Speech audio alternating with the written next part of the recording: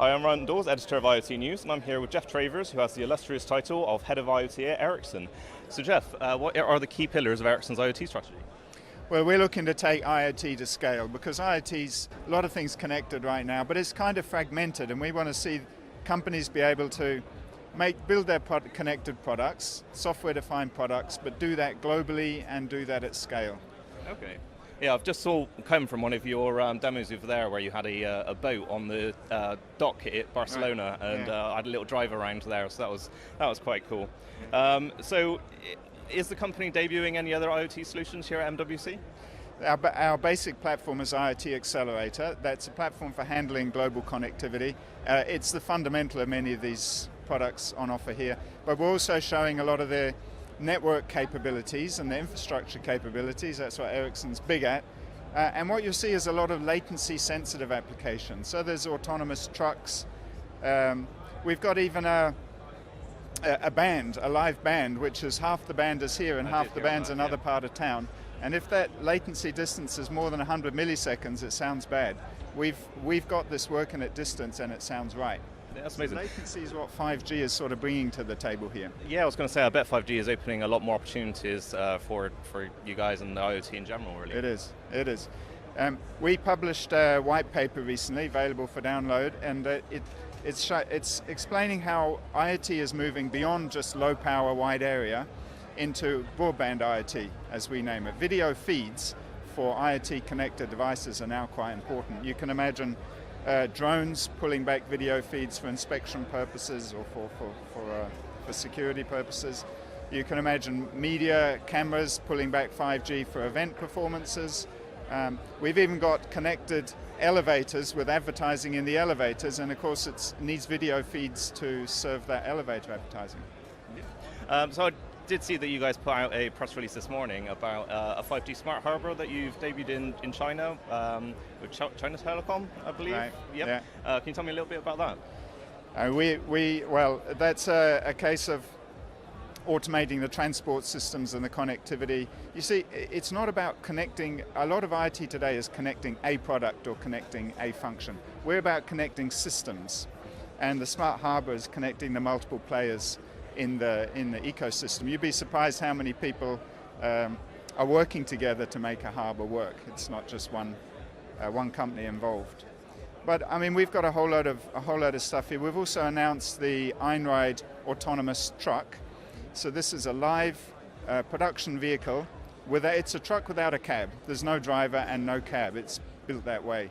And it's now in live operation in the south of Sweden between a couple of sites, to show that autonomous vehicles don't have to wait for many years ahead. Some of them are in service now, and it may start early with logistics, where the routes are more controlled.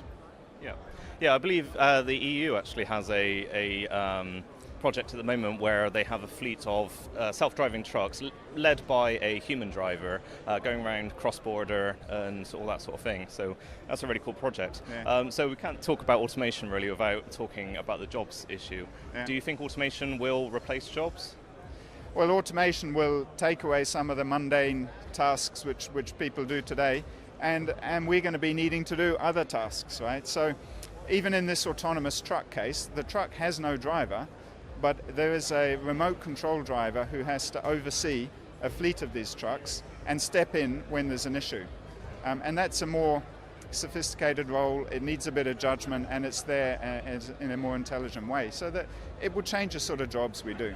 Well, going by my poor driving skills on your boat demo over there, I don't think I'm ready to start driving trucks remotely yet. So what do you think? What do you think is the most impressive deployment of IoT that you've seen so far? I think the autonomous trucks are autonomous vehicles are really a big focus for the industry. But what's often not highlighted is industrial manufacturing. Robots and the latency that robots need is something well served by 5G. And what we're seeing now is that the industry standards, the industry bodies for autonomous industry automation, they're now coming together and setting up standards that incorporate cellular connectivity into their own industry standards. So now we have time-sensitive networking, deterministic networking for factories being standardized going forward by IEC and IEEE, and at the same time 3GPP is standardizing the same function over 5G, over wireless. So you'll see factories having the same connectivity architecture going forward, much more interoperability. Brilliant. So have you noticed the reported acceleration in IoT adoption over the past year? Yeah, we have. It's picking up an awful lot, and our IoT business is growing very fast. I think the last year was spent a lot of companies looking at how do we build connected products. 2019 is starting to launch, and it can be anything, as I said, from connected elevators to coffee machines, to water pumps. You know, the sort of things you don't think about are now becoming connected, and I think it's scaling up very fast now. Yeah. Well, I've certainly had enough press releases coming into my inbox about it, which I'm not adverse to, put it that way. So, you know, keep them coming. So where do you see the industry going in the next sort of few years? I think the industry itself, the telecom and the IT industry, have built standards for IoT, but it's been implemented in a again, fragmented ad hoc sort of basis, silo basis.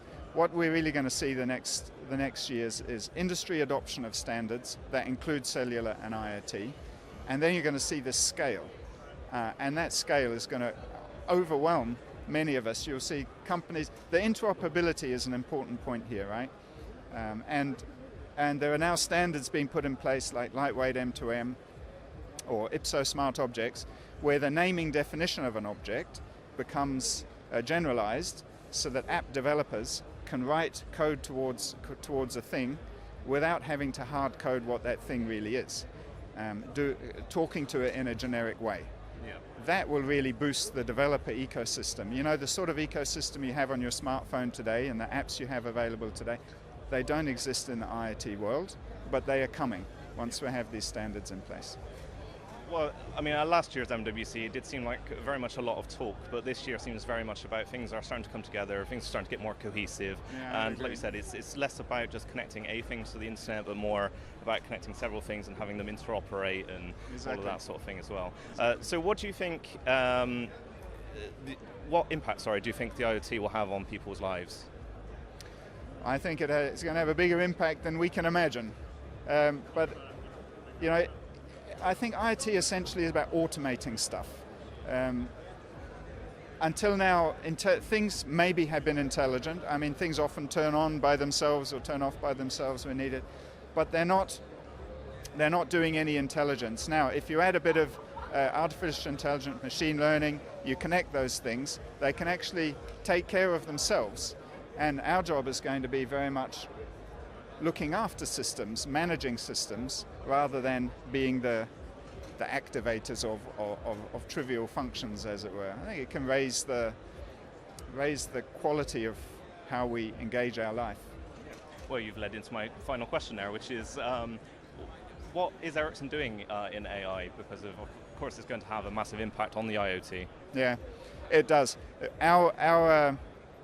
We have a massive installed base of cellular networks that we are managing in a managed service way. So we're putting AI into that huge information set we have about how networks perform. And if you can now search that network performance and say, when is the best time to update my software for my product over the air? When is the best time to download that HD map to the vehicle or download that security update? I know my device is performing this way with these characteristics. I know the network is performing this way. Let's make that communication in a more intelligent way and apply the machine learning logic to those sort of downloads. And that's what we're doing for now. So essentially it's the Erikson operations engine, we call it, and it's to serve a better managed services activity. That's brilliant. Well, thank you for your time, Jeff, and hope you will get to speak again soon. Yeah, you're welcome. Cheers.